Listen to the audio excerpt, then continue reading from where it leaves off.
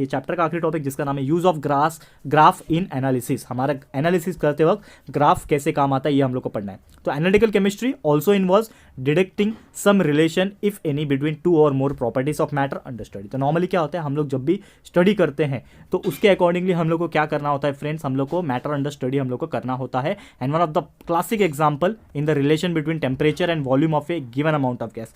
तो बहुत सारे एग्जांपल है, तो इसमें हम लोग सबसे पहले अगर बात करें तो ग्राफ एनालिसिस की अगर हम लोग बात करते हैं, अगर मैं आपको एक नॉर्मली ग्राफ बताऊं यहाँ पे, तो कभी भी याद रखना कि ये जो हम लोग पढ़ेंगे सबसे बेस्ट एग्जांपल होता है इसमें पढ़ना वॉल्यूम वर्सेस टाइम टेम्परेचर के बारे में। तो मतलब वो जो पर्टिकुलर आपका केमिकल है उसका वॉल्यूम और उसका पर्टिकुलर टेम्परेचर, उसका हम लोग क्या करते हैं यहाँ पे ग्राफ बनाते हैं एंड उसके अकॉर्डिंगली स्टडी करते हैं। And a set of experimentally measured values of volumes and temperature of a definite mass of a gas upon plotting on the number of graph appeared as a figure. तो बहुत सारे figures में यहाँ पे आपको graph देखने मिल जाएंगे। ये सभी ग्राफ का मीनिंग क्या होता है ये सभी चीज़ हम डिस्कस करेंगे ये वाले में।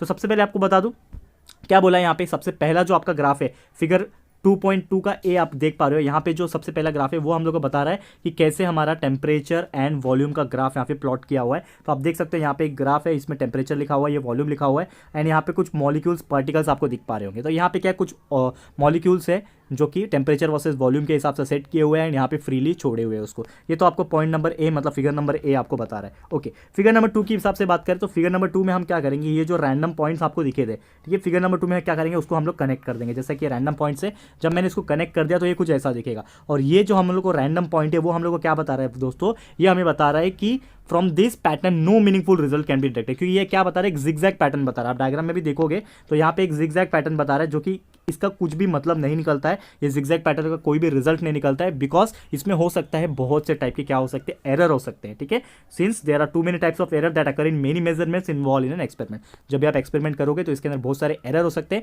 एंड यही एरर हम लोग को दर्शाता है जब भी आपका जिगजैग लाइन ऐसा बना हुआ रहेगा फिगर में।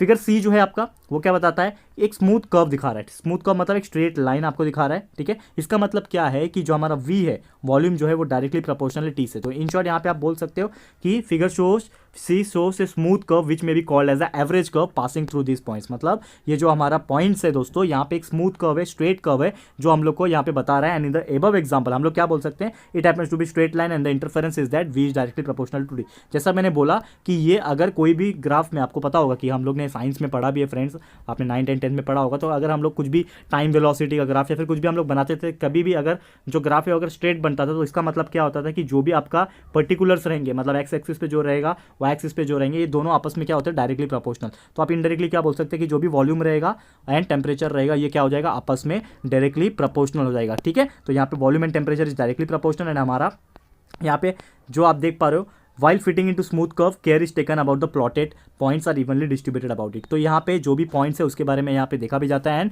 Mathematically even distribution is understood as follow. तो डिस्ट्रीब्यूशन कैसे होगा वो हम लोग को क्या बताता है, from each point draw a perpendicular to the curve. मतलब हम लोग को क्या करना है, हर एक पॉइंट को एक सीधा डायरेक्शन में यहाँ पे कर्व यहाँ पे बनाना है। तो आप देख सकते हो कि पॉइंट जो आपका फिगर नंबर डी है, तो आपको क्या करना है, जैसे कि ये वाला एक पॉइंट था, ये वाला एक पॉइंट था, ये वाला एक पॉइंट था, तो जो भी पॉइंट रहेगा उसको स्ट्रेट लाइन से क्या करना है, परपेंडिकुलर ड्रॉ करना है, जैसा कि यहाँ पे किया हुआ है। तो आप देख पा रहे हो यहाँ पे डायग्राम में, तो एक परपेंडिकुलर यहाँ पे ड्रॉ किया हुआ है हर एक पॉइंट से वो पर्टिकुलर लाइन तक, जो कि आप फिगर नंबर 2.2 डी में, मतलब ये वाले फिगर में आप देख पा रहे हो।